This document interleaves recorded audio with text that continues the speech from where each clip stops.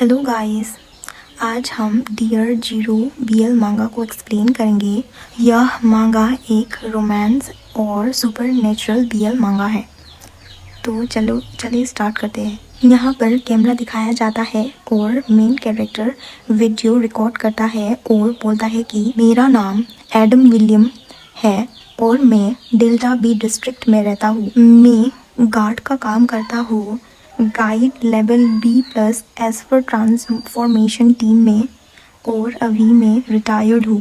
मैं यह अपनी तरफ से और ईव की तरफ से रिकॉर्ड कर रहा हूँ। ईव, जिसका कोड नेम माइकल है, नंबर 0, क्योंकि वो सबसे पहला एस्पर जो कि एक्सिस्ट है।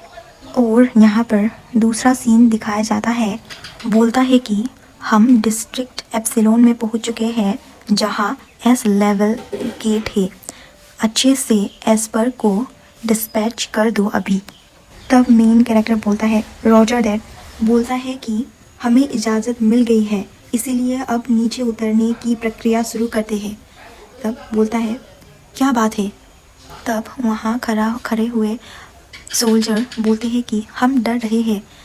एक्चुअली बात यह है कि माइकल का डेंजर लेवल एक्सटिंक्शन है।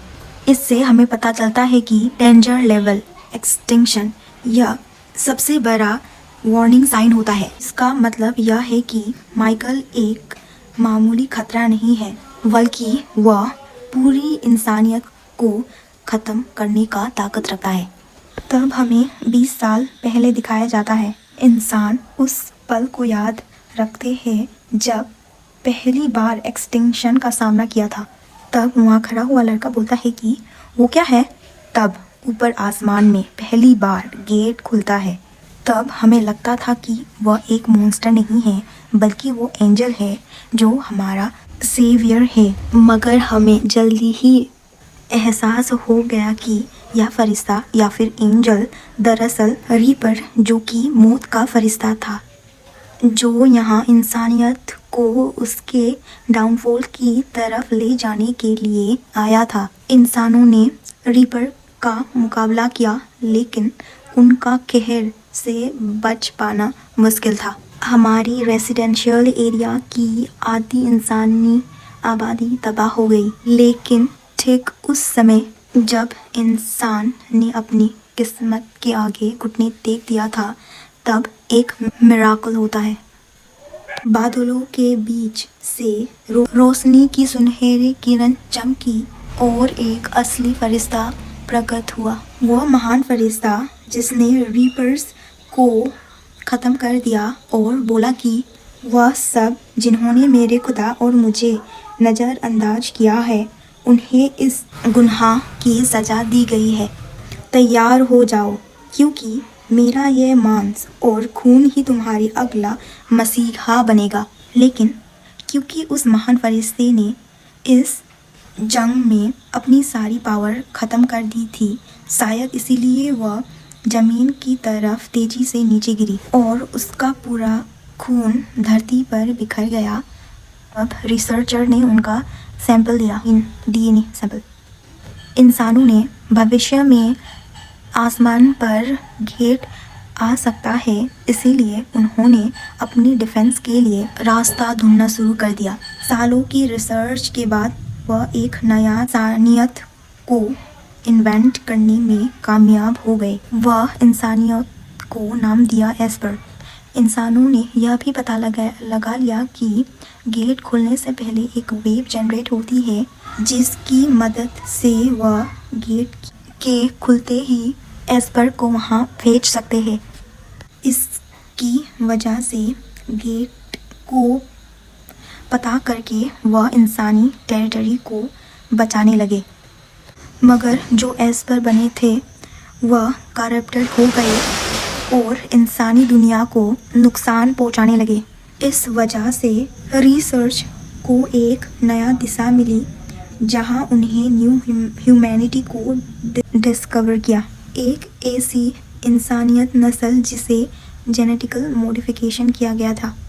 जो एस्पर ह्यूमन ने बनाया वह बहुत अनस्टेबल था, जिसका मतलब यह है कि उन्हें कुछ बहुत बड़ी खामियां थी। यहाँ करप्शन वोट दिया गया है। इसका बेसिकली मतलब ये है कि यह एक साइड इफ़ेक्ट है जो एस्पर सुपर पावर का हद से ज़्यादा इस्तेमाल करता है। यहाँ पर बताया गया है कि रिसर्च के मुताबिक नया इंसान उस ग्रेट एंजल के खून से इन्फेक्ट होने की वजह से म्यूटेट के साथ पैदा हुआ। लोगों ने इन्हें गाइड कहना शुरू कर दिया। गाइड एक अनोखा फेरोमेन छोड़ते थे जिसमें एस्पर की करप्शन को क्लीन कर सकते थे। इंसानों ने अब एस्पर को स्टेबलाइज्ड करने का तरीका ढूंढ लिया था। हर एक एस्पर को एक गाइड के साथ मैच कर दिया जाता था। इसके साथ उन्होंने एस्पर और गाइड को उनकी एबिलिटी के मुताबिक रैंक में बांट दिया। ऐसा इसलिए किया क्योंकि उनके रैंक के बीच जितना ज़्यादा गैप होगा गाइड का असर उतना ही कम होता जाएगा। तब हमें प्रेजेंट का सीन दिखाया जाता है। तब मेन कैरेक्टर सोचता है एक्सटिंक्शन एस्पर का सबसे ऊंचा और भयानक खतरा बन सकता है। सोचता है कि एक एस्पर करप्शन के कारण एक्सटिंक्शन होगा, मतलब उनका रैंक बहुत ज़्यादा होगा। और वह एक रूम के अंदर जाते हैं। तब वहाँ पर दिखाया जाता है कि उनका रैंक मतलब अंदर बैठा शख्स का रैंक SSS होता है। तभी मैं सोचूं क्यों वह डर रहे थे। मैंने इतना हाई वाला रैंक के एस्पर को नहीं देखा। तब मेन कैरेक्टर बोलता है उसका कोवर्कर को, मैं ये संभाल लूँगा। तब वो बोलता है ठीक है, गेट को फुल्ली ओपन होना दे नहीं सकते। तब सोचता है कि यह गेट के लिए एस रैंक से ऊपर एस्पर का होना तो जायज़ ही है। तब वह एस्पर जो एक रूम में बैठा था उसका डोर ओपन करता है और बोलता है हेलो एस्पर माइकल, और बोलता है कि आपको उतरना होगा। तब ईव या फिर माइकल बोलता है जी, और मेन कैरेक्टर सोचता है कि मुझे इन्हें देखकर दुख हो रहा है और बोलता है कि हमारा करेंट लोकेशन एप्सिलॉन ए है, आपका मिशन कंप्लीट होगा, हमें सिग्नल दीजिएगा, तब हम हैप्पीली आपको वहाँ से लाएंगे। तब वह माइकल को देखता है और सोचता है ओह, मैंने तो आई पैक को खुलाने के लिए भूल ही गया, एक सेकेंड रुकिए बोल के वो उनका आई पैक खुला देता है। तब वह मेन कैरेक्टर शौक हो जाता है और सोचता है कि क्या इस तरह की खूबसूरत किसी इंसान के लिए मुमकिन भी है। तब मुंह फेर के सोचता है क्या मैं इसे लंबे समय से घूर रहा था। तब माइकल बोलता है एक्सक्यूज़ मी, क्या आप अपना नाम बताएंगे। तब वह मेन कैरेक्टर बोलता है आई एम सॉरी, मेरा नाम एडम विलियम है। माइकल बोलता है एडम, हाँ। हमारा मेन कैरेक्टर सोचता है ओह माय गॉड, मैंने तो इसका हथकड़ी खोलना भूल गया। तब वहाँ अनाउंस होता है एंट्रेंस खुल रहा है। तब मेन कैरेक्टर सोचता है वाह, मुझे यह हथकड़ी जल्दी से खोलना चाहिए। तब माइकल बोलता है एडम, हम फिर मिलेंगे। उसके बाद शिप से उतर जाता है। तब बोलता है रुको। तब गंभीर होके देखने लगता है और बोलता है वह मुलाकात फर्स्ट था, वो भी माइकल के साथ। तो गाइस, इस मांगा का एपिसोड यहीं पर ख़त्म होता है। पर दिखाया जाता है कि एडम और उनके सोल्जर वह रेस्ट्रिक्टेड एरिया में पहुंचते हैं। एक सोल्जर बोलता है कि हमें नहीं लगता है इसके आगे हम और अंदर जा पाएंगे। तो दूसरा सोल्जर बोलता है हाँ ठीक है। एडम उनको पूछता है कि ड्रोन वीडियो रिकॉर्डिंग का काम अच्छे से कर रहा है ना। तो वो बोलता है जी सर। वहाँ खड़ा हुआ सोल्जर बोलता है excuse me team leader William. तब विलियम बोलता है क्या बात है। तब वह बोलता है कि एक्चुअली बात यह है कि आपने एस्पर माइकल का आँख का पट्टी को क्यों खोला। तब एडम बोलता है कि मैंने अपना प्रोसीजर फॉलो किया, आपको कोई प्रॉब्लम है। वह कहता है बात यह है कि हमने पहले कभी भी उनका पट्टी नहीं खोला था। एडम बोलता है सेफ्टी को नज़र रखते हुए हमें उन्हें आज़ाद करना होगा। भले ही यह सच है कि उनमें से कोई नहीं मरा, लेकिन वे अभी भी लड़ रहे हैं। ऑफिसर कायल, मैं ऊपर दिए गए बयान पर एक रिपोर्ट लिखूंगा।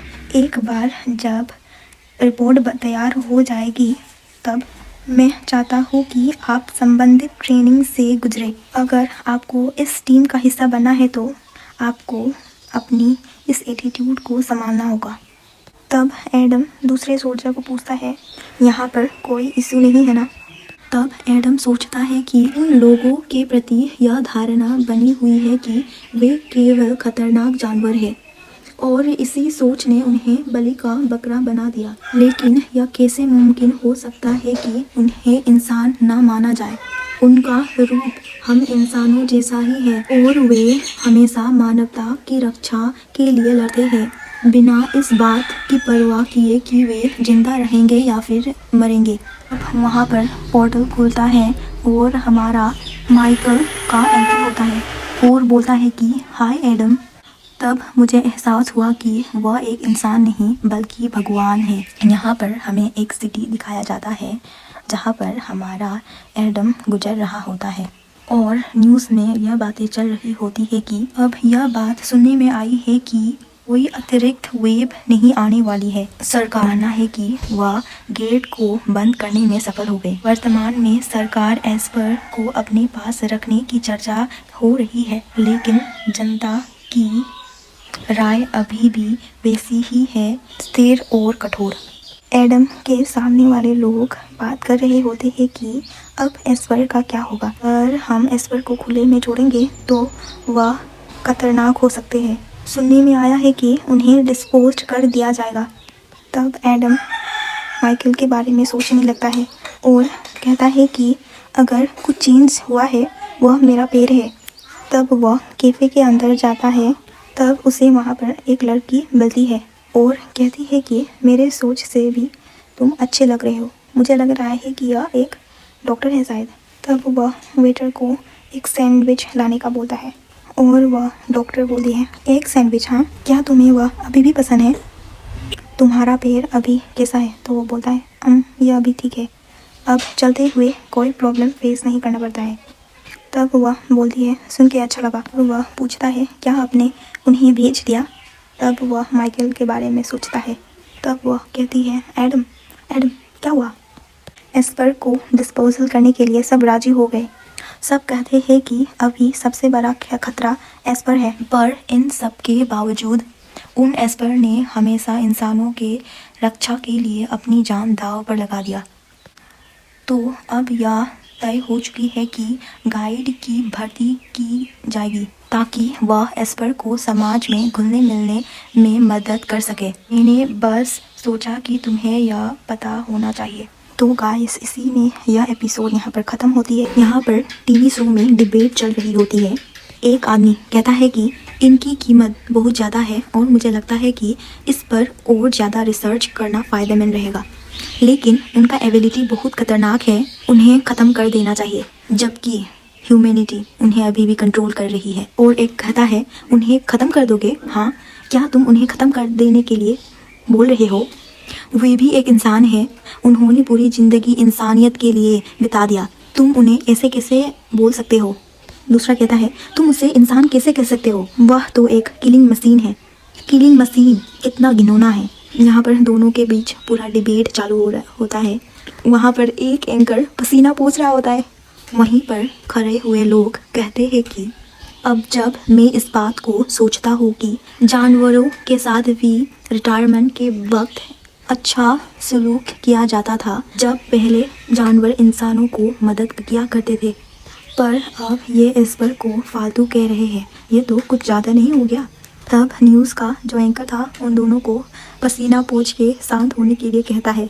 तब हमें एडम को दिखाया जाता है जो कि वो सोचता है कि फालतू, हाँ, और न्यूज़ को देख के सोचता है कि कितना फालतू पॉलिटिशियन है। न्यूज़ में तो उन दोनों की लड़ाई हो जाती है।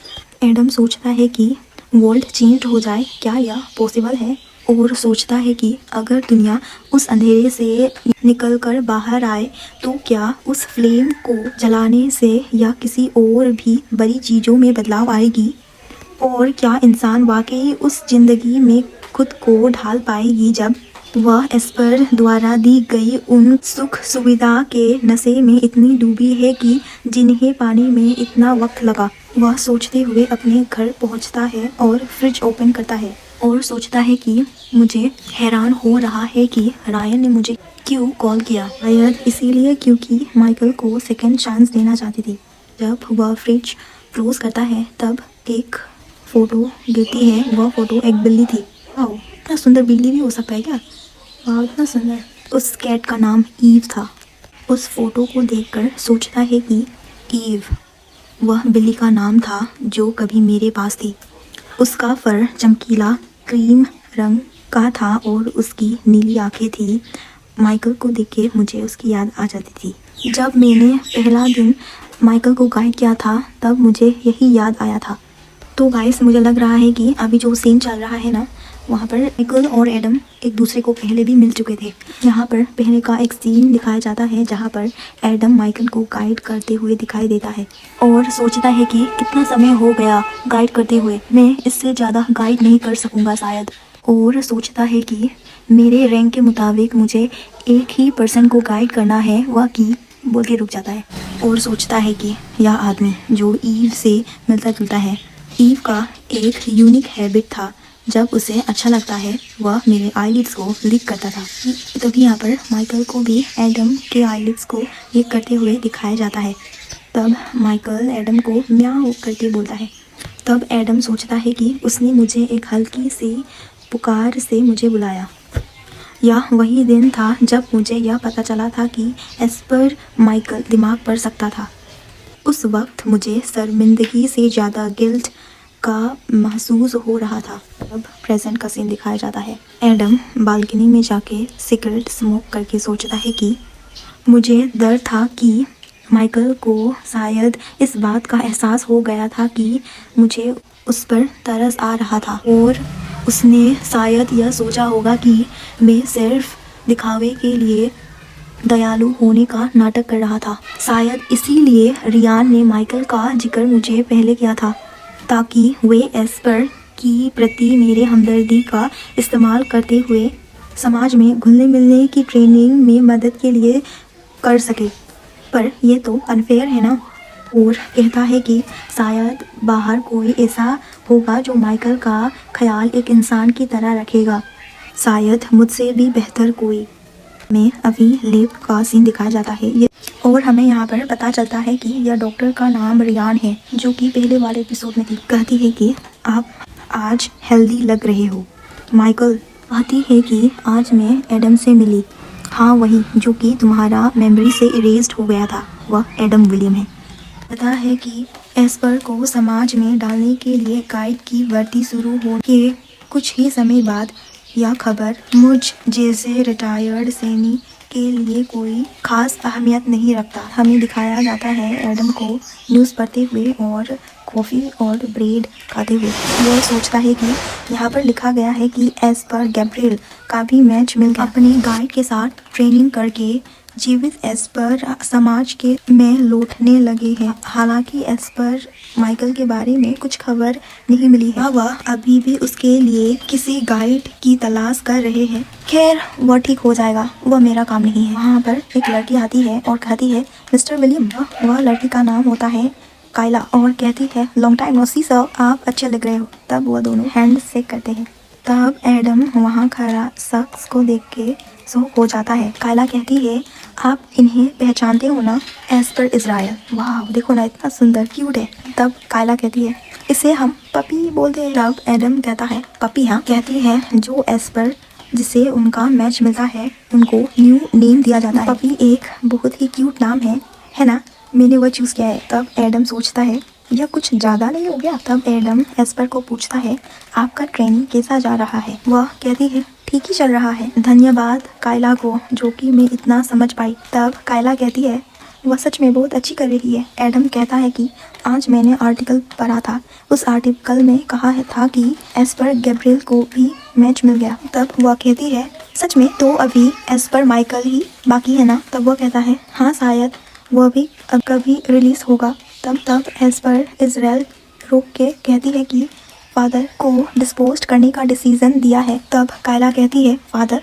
कौन फादर? तब वह कहती है, मेरा फादर एस्पर माइकल है। उसका नंबर 0 है। तब एडम शॉक होके देखने लगता है और कहता है, डिस्पोजल, तुम कहना क्या चाहती हो? हाँ, फादर एक फेलियर थे, हम जैसे नहीं है। नंबर 0 या फिर माइकल वह फर्स्ट कंप्लीट एस्पर था जो कि ज़्यादा अनस्टेबल था। हम नंबर 0 के जीन को मॉडिफाई करके बनाया गया है, इसलिए हम उनको फादर कहते हैं। मैं 3rd जनरेशन से बिलोंग करती हूँ, इसीलिए मुझे चाइल्ड कहते हैं। जो फर्स्ट जनरेशन था उन पर काम करना छोड़ दिया था क्योंकि वह ज़्यादा खतरनाक थे। हमारे फादर अनस्टेबल थे, लेकिन उन्हें सिर्फ इसीलिए रखा गया क्योंकि उनका जीन हमको देना था। पर अब जबकि मेरे पास पिता के जीन हैं, मुझे उस मेन बॉडी का कोई ज़रूरत नहीं है। अगर फादर अपना आपा खो दे तो हम इस तबाही को रोक नहीं पाएंगे। तब कायला कहती है, क्या आप कैसे ऐसे बोल सकते? बीच में वह एस्पर कहती है, यह बहुत क्रूर है। हम मानवता की खातिर जीवित है, लेकिन अगर हम अब किसी काम के नहीं तो क्या हमें कचरे के तरह फेंक दिया जाएगा? तब कायला कहती है, नहीं पपी, आपको यह बातें किसने कहा? बोलकर वह हक करती है और कहती है, मैं तुम्हें प्रोटेक्ट करूँगी। तब वह एस्पर कहती है, मैंने ऐसा कुछ पहली बार सुना है, इसलिए मुझे यह समझ नहीं आ रहा है। तब एडम सोचता है माइकल को जब गेट खुला था उसके बाद वह आता है ना, तब माइकल कहता है, अब आप मुझे ट्राई कर सकते हो। एडम सोचता है कि उस पल मुझे ऐसा लगा जैसे मेरे दिल बैठ गया हो। वह एस्पर जिन्हें इंसानियत के लिए गेट पर छलांग लगा दिया, लेकिन देखिए ना, उन्हें खुद कोई सुरक्षा नहीं मिला। और सच तो यह है कि मैंने भी उनसे मुंह फेर लिया था। और वह सोच के इमेजिन करता है, एडम, तुम्हारा एहसास कितना सुकून भरा और गर्म है। शुक्रिया एडम, मुझे बताने के लिए। ऐसा महसूस हो रहा है जैसे। तब हमें एडम का प्रेजेंस दिखाया जाता है। वह अपना मुट्ठी क्लिंच करता है और सोचता है कि कम से कम मैं वहाँ से उठ के चले जाता है। तब वह कायला कहती है, टीम लीडर, और वह सोचता है यह कुछ ऐसा था कि जिसे मैं अनदेखा नहीं कर सकता। तब हमें लैब का सीन दिखाया जाता है। रायन अपने कोवर्कर को कहती है, एक सेकंड, मेरे पास फ़ोन आया है। जी हाँ, वो फ़ोन किसी और का नहीं, एडम का था। तब वो कहती है, एडम क्या बात है? कहता है, रियान, मुझे एक कॉन्ट्रैक्ट बनाना है और मुझे बात करना है माइकल के बारे में। तो वहाँ से स्टार्ट होता है जहाँ एपिसोड 4 का ख़त्म होता है। तो यहाँ पर लैब का सीन दिखाया जाता है। एडम लैब में बाइक से आ पहुँचता है। वहाँ पर डॉक्टर उसे वेलकम कहती है। एडम रेस्पॉन्स नहीं देता, कहता है कि तुमने मुझे क्यों नहीं बोला? अब वह लड़की बोलती है, किस बारे में? एडम कहता है, आपको कुछ प्रिटेंड करने का कोई ज़रूरत नहीं है, माइकल का डिस्पोजल के बारे में। रियान बताओ ना। तब रियान कहती है, मुझे पता था, मुझे आपको बोलना चाहिए था। अगर मुझे पता चलता कि आप वह न्यूज़ सुनने के बाद आए हो, तब तो आपका सिंपैथी का एडवांटेज लेती। तो क्या इससे तुम्हारे दिल को सुकून मिलता? बात है जो तुम्हें जान लेनी चाहिए, यह वह माइकल नहीं है जिसे तुम पहले जानते थे। तब एडम कहता है, क्या? वह एक आइसोलेटेड रूम में पहुंचते हैं। वहां पर माइकल को रखा होता है। तो वो देख के कहता है, माइकल। अब वह डॉक्टर कहती है, उसका सब मेमोरी अब इरेज हो गया है। जब हमें पता चला था कि वह माइंड को मैनिपुलेट करता था, उस समय हम लोग उसको कंट्रोल नहीं कर पाते थे। जब वह यह कर रहा था तब उसकी मानसिक स्थिति अनस्टेबल थी और हमें डर था कि उसकी शक्तियाँ नियंत्रण से बाहर हो सकती है, इसीलिए हमने उसे पानी में डुबोकर जबरदस्ती सील कर दिया। लेकिन ऊपर के अधिकारियों को लगता है कि यह सब बर्बादी है, क्योंकि अगर एस्पर अपनी शक्तियों का सही इस्तेमाल नहीं कर सकते तो उनके लिए ज़रूरी नहीं है। पर मैं ऐसा नहीं मानती, मुझे लगता है कि वे बहुत कीमती है। एडम, क्या आप सच में उनको हेल्प करोगे? एडम कहता है, क्या सच में माइकल अनस्टेबल होके उठेगा? तब वह कहती है, वो दवाई दिए हुए बहुत समय भी नहीं हो रहा है। तब मुझे लग रहा है कि वह 2 दिन में कॉन्शियस हो जाएगा शायद। एडम सोचता है कि कोई तो बाहर होगा जो मुझसे भी बेहतर तरीके से इनको सेव करेगा। अपनी शर्मिंदगी को छुपाने के लिए मैं भाग गया और उससे बचता रहा। डॉक्टर कहती है, उसे सोसाइटी में जाने के लिए उसको एक नया नाम चाहिए। क्या तुमने एक डिसाइड किया है? तब वह सोच के कहता है, ईव सोचता है, इसीलिए मैं तुमको एक सेकेंड चांस देता हूँ। तभी ईव की आंखें खुलती है और वह एक दूसरे को देखने लगते हैं। तब डॉक्टर सोचती है, अभी तो माइकल का टाइम नहीं हुआ अनसेस होने के लिए, यह कैसे पॉसिबल है? तब एडम कहता है हेलो माइकल, मैं एक रिटायर्ड सोल्जर हूँ, पर मेरे पास्ट में मैं एक गार्ड टीम का एक हिस्सा था और हम दोनों पहले एक दूसरे को जानते थे और मैं अब तुम्हारा सोशलाइजेशन ट्रेनिंग का गार्ड हूँ। तब वहाँ पर एक सिटी में पपी को दिखाया जाता है, वह ऊपर देख रही होती है। तब दूसरे लड़की कहती है क्या हुआ पपी? तो वह कहती है फादर ने आंखें खोल दी है। तो वह शहर दिखाया जाता है, वहाँ पर एक आदमी न्यूज़ पढ़ता है, वहाँ पर लिखा होता है कि एज पर माइकल का भी मैच मिल गया। वह कहता है सच में? वह गाइड एक रिटायर्ड सोल्जर है। वह सोच में था कि अंजाम क्या होगा। उसी समय एक गाड़ी जाता है, तब वहाँ पर उस गाड़ी में डॉक्टर और माइकल होते हैं। तब डॉक्टर कहती है हम जल्दी ही पहुँचने वाले हैं। कहती है आपको कैसा फील हो रहा है ईव कहता है मैं श्योर नहीं हूँ और पूछता है कि वह कैसा टाइप का आदमी है, क्या वह मुझसे डरेगा? तब डॉक्टर कहती है वह तो तुम्हें ही पता करना होगा। वो कहता है ठीक है। पर एडम का रूम दिखाया जाता है और सोचता है कि क्या वाकई यह सही फैसला था? वह तो मुझे पता नहीं, शायद मैं उसे दोबारा सोचता। इसी समय घंटी बजता है तो कहता है सच में? प्लीज 1 मिनट रुकिए, मैं आता हूँ। तो वह दरवाजा खोलता है और कहता है हेलो और उसे देखता है प्यारा सा ईव जो रोज का गुलदस्ता लाया होता है। तब ईव कहता है हाय वाह गाइस, बताइए इतना क्यूट कोई हो सकता है? और एडम कहता है प्लीज अंदर आइए। तो वो कहता है ठीक है। एडम कहता है मेरा घर फाइंड आउट करने के लिए आपको ज़्यादा दिक्कत नहीं हुई होगी, प्लीज़ बैठिए। तभी ईव उसे वही रोज़ का गुलदस्ता देता है। एडम कहता है थैंक यू, यह बहुत सुंदर है। कहता है आपसे मिलकर खुशी हुई। आगे करके कहता है मैं एडम विलियम, आज से आपके साथ अच्छे से काम करूँगा। तब वह दोनों एक दूसरे से हाथ मिलाते हैं। तब ईव कहता है मैं भी आपके साथ अच्छे से रहूँगा।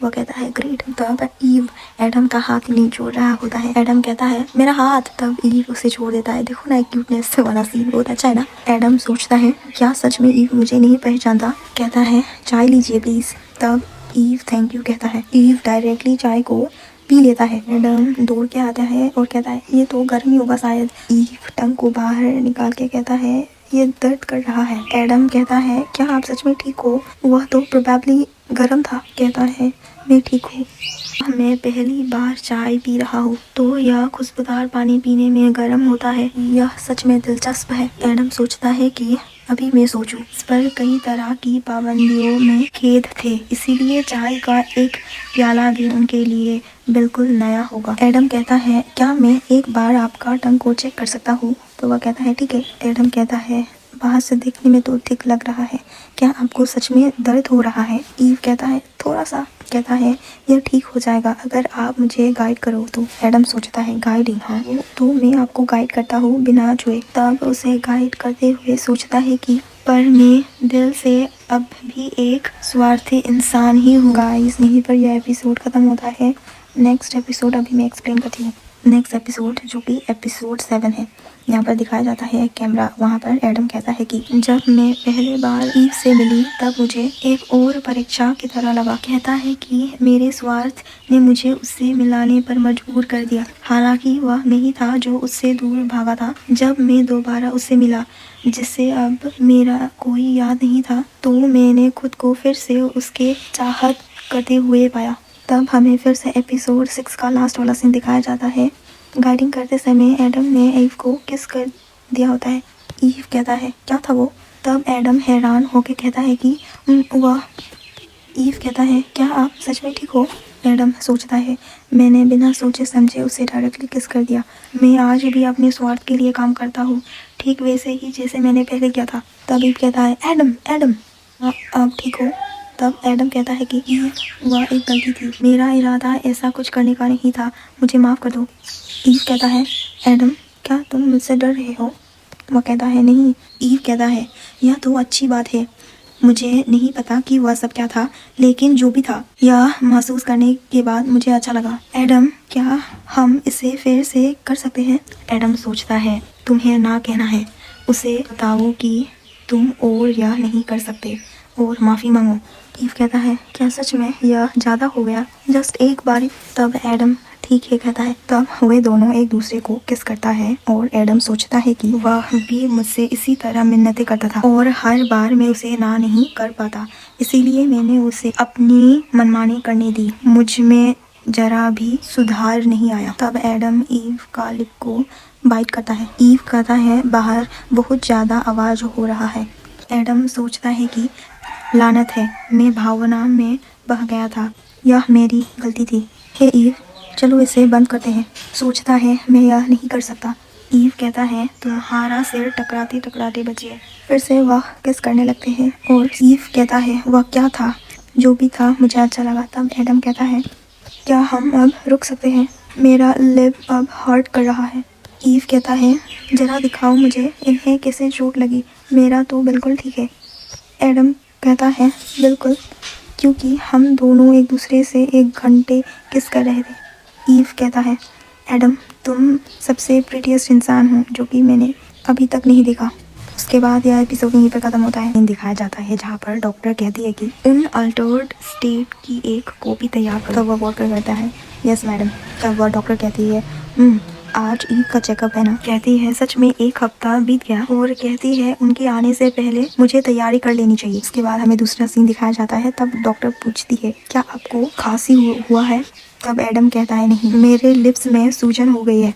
तब डॉक्टर कहती है तब एडम डॉक्टर को पूरा एक्सप्लेन करता है। तब वह डॉक्टर हंसने लगती है और कहती है कि तो तुम लोग आते ही किस करने लगे। कहती है ज़्यादा किस करने की वजह से तुम्हारी होड़ सूज गई है, मुझे यकीन नहीं हो रहा है। एडम कहता है मैंने उसे छोड़ने की बहुत कोशिश की, फिर भी उसने मेरी बात न सुनी। और डॉक्टर कहती है फिर उस पर गुस्सा हो जाओ। एडम कहता है गुस्सा, और ईव का इमेजिन करने लगता है। उसका इमेजिनेशन में ईव कहता है प्लीज एक बार और। एडम डॉक्टर को कहता है कि इस चेहरे को देखकर कोई कैसे गुस्सा हो सकता है, ऐसा करने के लिए तो किसी को साइकोपैथ होना पड़ेगा।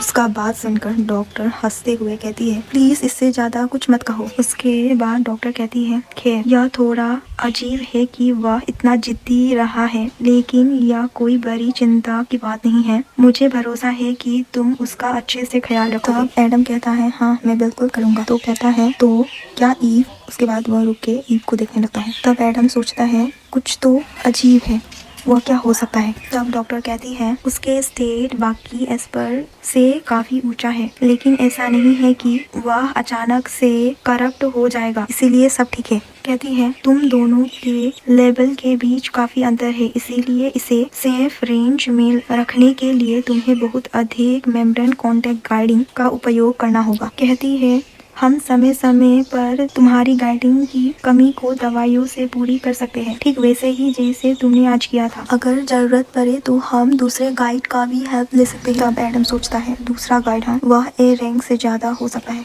तब डॉक्टर कहती है ईव अतीत में किसी भी गाइड से मिलने को मना कर दिया था, पर अब वह पहले जैसा अड़ियल नहीं रहा, हमारे पास यही सही मौका। तब एडम ठीक है कहता है और डॉक्टर कहती है तुम्हारा काम खत्म हुआ। तब हमें ईव को दिखाया जाता है जो एडम के लिए इंतजार कर रहा होता है। एडम कहता है क्या तुम काफी देर से इंतजार कर रहे हो। ईव कहता है इतना देर नहीं। एडम ईव को देखकर सोचता है वह थोड़ा सुस्त लग रहा है। ईव कहता है एडम मुझे गले लगा लो।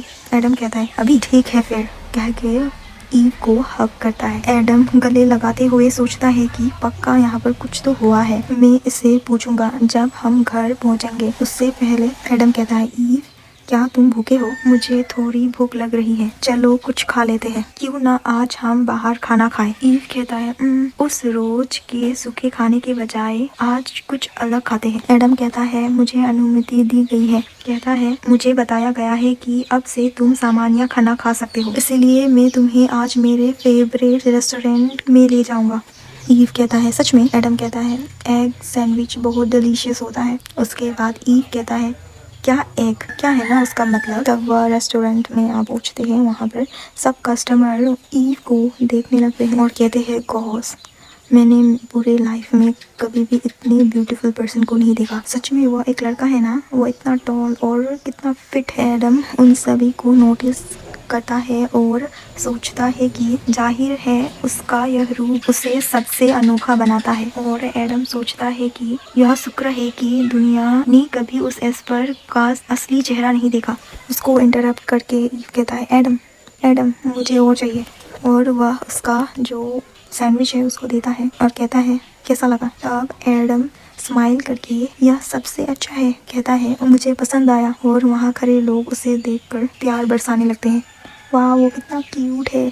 एडम सोचता है यहाँ कुछ भी अच्छा नहीं हो रहा है। एडम कहता है ईव हम नेक्स्ट टाइम डिलीवरी करेंगे। तो ईव कहता है क्या डिलीवरी? यहीं पर यह एपिसोड खत्म होता है। वो टूथब्रश करके दिखाया जाता है। टूथब्रश करते समय वह सोचता है कि मेरा गाइडिंग स्टैट लो है, इसीलिए क्योंकि हमारे लेवल बहुत डिफरेंट है। ठीक है, तो फिर मेरा सेविंग कल सुबह करूँगा। यहाँ पर कहा है कि गाइड के फेरोमेंस की महक एस्पर के करप्शन को सोखने और उसे शांत करने की काम आती है। जब एक गाइड उत्तेजित होता है तो उसके फेरोमेंस की कंसंट्रेशन और भी अधिक बढ़ जाती है। यही कारण है कि किसी समय पर एस्पर के लिए गाइड के फेरोमेंस को सोखने का सबसे प्रभावी तरीका शारीरिक संबंध बनाना था, लेकिन युद्ध के समय में यह तरीका समय के लिहाज में बिल्कुल भी इफेक्टिव नहीं था। इसीलिए एस्पर की नई पीढ़ी को इस तरह बनाया गया था कि वे मात्र मामूली कांटेक्ट से ही फेरोमेंस को सूख सके। हालांकि ईव एक ही एस्पर था जिसका जन्म इस इनोवेशन से पहले हुआ था। यह कह के वो सोचता है कि ऐसा लग रहा है कि ईव सो गया है। सोचता है ऐसा तो नहीं है कि उसे अभी अपनी सुपर पावर का इस्तेमाल करना पड़े, इसीलिए सब ठीक होना चाहिए। कहता है पता नहीं क्यों जब से मैंने इस पर सोना शुरू किया है यह सोफा अजीब सी आवाजें कर रही है। खैर मैं इसे अब कई सालों से इस्तेमाल कर रहा हूँ। लगता है अब जल्दी ही नया सोफा लेने का वक्त आ गया है। शायद ऐसा सोफा जो बेड के रूप में भी काम आ जाए। यह कह के वो सोने लगता है। उसके बाद कुछ समय बाद ईव एडम के पास आता है। तब एडम आंखें खुलता है और कहता है ईव क्या हुआ? तब ईव कहता है एडम मुझे किस चाहिए, प्लीज मुझे किस करो। तब एडम कहता है अभी। उसके बाद एडम सोचने लगता है कि पहले ही डॉक्टर ने एडम को कहा था कि ईव को ज़्यादा स्पॉइल मत करो, एक बाउंड्री सेट करो ताकि उसे सोसाइटी पर एंट्री होने का जल्दी मौका मिलेगा। उसकी हर मांग को पूरा करने में आखिरकार उसका ही नुकसान होगा। एडम कहता है मैं ट्राई करूंगा। तब प्रेजेंट का सीन दिखाया जाता है और एडम कहता है अभी नहीं ईव, मुझे अभी किस करने का मन नहीं है, तो प्लीज सोने के लिए चले जाओ। तब ईव ठीक है कहता है और गुड नाइट एडम कह के वो चले जाता है सोने के लिए। तब एडम ईव को देख के सोचता है कि वह बहुत निराश दिख रहा है, मुझे बुरा लग रहा है। एडम ईव के पास जाता है और कहता है कि ईव क्या तुम मुझसे नाराज हो? तब ईव कहता है मुझे पता नहीं। एडम सोचता है उससे हमेशा से अपनी भावना को पहचानने में मुश्किल होती है। ईव कहता है निराश, उसका मतलब क्या है? एडम कहता है ईव मेरे तरफ एक बात देखो, क्या हम कुछ कंडीशन रखें? अगर तुम मेरे बातों को सुनोगे तो तुम्हें किस मिलेगी? उसके बाद ईव कहता है ओके मैं करने के लिए तैयार हूँ। एडम कहता है क्या तुम इस तरफ साइड होगे? आज से हम दोनों साथ में सोएंगे। ईव कहता है सच में तुम मेरे साथ सोओगे? एडम कहता है हाँ। ईव कहता है यह तो बहुत अच्छा हुआ, चलो आज से डेली एक साथ सोते हैं। तो फिर यह हमारा डील हुआ। तो ईव कहता है जरूर मैं इसको अच्छे से फॉलो करूंगा। स्टार्ट होता है जहाँ पर हमें एडम का घर दिखाया जाता है, जहाँ पर एडम और ईव सो रहे होते हैं। तब एडम आँख खुलता है और उसके बाद ईव को देखता है और सोचता है ऐसा लग रहा है जैसे वह मुझसे बहुत जुड़ा हुआ है, और कहता है उसका बॉडी टेम्परेचर भी लो है। उसके बाद ईव कह के पुकारता है। उसके बाद वे दोनों एक दूसरे को गुड मॉर्निंग कह के ग्रीट करते हैं। तब एडम कहता है क्या मैं तुम्हारे बैक नेक पर देख सकता हूँ? तब ईव कहता है ठीक है। उसके बाद एडम कहता है क्या तुम पीछे मुड़ सकते हो? इसके बाद एडम उस कलर को देख के कहता है वह कलर तो और रेड हो रहा है, और वह सोचता है उसका गाइड सेट पहले ही बहुत गिर चुकी है। उसके बाद ईव एडम करके पुकारता है। तब एडम कहता है और कहता है जैसा मैंने कहा वैसा करने के लिए आपका धन्यवाद। तब ईव कहता है तो फिर मैंने अच्छा काम किया है ना? तब एडम कहता है हाँ। उसके बाद ईव कहता है तो फिर मुझे एक किस चाहिए? तब एडम कहता है अभी, और कहता है मुझे पहले नहा लेने दो। तब ईव इंटरप्ट करके कहता है अभी मुझे किस करो, मुझे किस चाहिए प्लीज। तब एडम सोचता है बस एक किस ही तो है, इसमें क्या बुराई है, कहीं मैं उसे बिगाड़ तो नहीं रहा, और कहता है ठीक है फिर। तब ईव कहता है मुझे अपना दिन की शुरुआत इस तरह करना बहुत अच्छा लगता है। यह कह के वो दोनों किस करने लगते हैं। उसके बाद हमें सिटी का सीन दिखाया जाता है जहाँ पर ईव और एडम दोनों होते हैं। तब एडम सोचता है यह जगह बहुत शांत है थैंक्स टू एस्पर लाइक ईव, पर ऐसा लग रहा है कि उसे इसके बारे में पता नहीं है और वह यह सब देखकर पूरी तरह दंग है। तब ईव वहाँ पर एक कपल को हाथ पकड़कर चलते हुए देखता है और ना हाथ देख रहा होता है। तब एडम कहता है क्या बात है। उसके बाद ईव एडम का हाथ पकड़ लेता है। तब एडम सोचता है आज भी कुछ लोग कई जगह पर आदमी के फिजिकल कॉन्टैक्ट को गलत नजरों से देखते हैं। तब ईव कहता है तुम बहुत वार्म हो एडम। के बाद एडम कहता है इसीलिए क्योंकि तुम्हारा हाथ ठंडा है। तब ईव कहता है हाँ मुझे पता है। और एडम सोचता है खैर उनकी परवाह किसे है, इस तरह बाहर रहते हुए भी मैं उसे गाइड कर सकता हूँ। तब एडम कहता है अरे समय कितनी जल्दी निकल गया, हमें ग्रोसरी शॉपिंग जाने से पहले बैंक पर जाना होगा। तब ईव कहता है बैंक। एडम कहता है हाँ हम ग्रोसरी लेने जाएंगे, क्या कुछ ऐसा है जो तुम खाना चाहते हो। तब ईव कहता है कुकीज। तब एडम कहता है ठीक है फिर। उसके बाद हमें बैंक का सीन दिखाया जाता है जहाँ पर एक क्यूट सी लड़की होती है, वह दोनों भी वहीं पर होते हैं। तब वह बच्ची ईव को देखकर कहती है प्रिंसेस, और कहती है जो कोई भी प्रिटी हो वो प्रिंसेस ही होता है ना। तब ईव कहता है क्या मैं सच में प्रिटी हूँ। तो बच्ची कहती है हाँ, और ईव कहता है फिर तो तुम भी प्रिटी हो। तब वह बच्ची ब्लश करने लगती है। उसी वक्त उस बच्ची का माँ आती है और कहती है मुझे माफ कर देना। वो इजीली एक्साइट हो जाती है और सोचती है वाह ये भी हैंडसम है। तब एडम कहता है कोई बात नहीं। उसके बाद वह बच्ची कहती है मम्मी क्या मैं प्रिटी हूँ। तब उसकी माँ कहती है हाँ तुम हो। के बाद ईव भी एडम को पूछना एडम क्या मैं प्रिटी हूँ। तब एडम कहता है हाँ बिल्कुल तुम प्रिटी हो। उसके बाद एडम कहता है वाह